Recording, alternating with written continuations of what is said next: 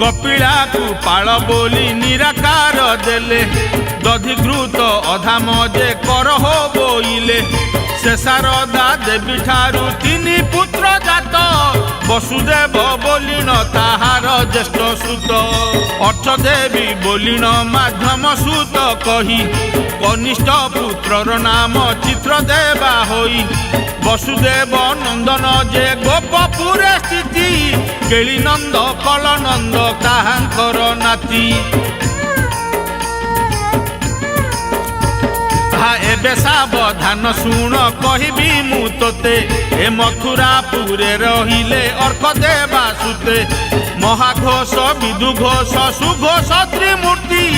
एही सीना अटंती जे अर्क देवा नाती हितदेव तांक नंदन तीन गोटी जान महाविदु बोलिन जे ज्येष्ठ पुत्र नाम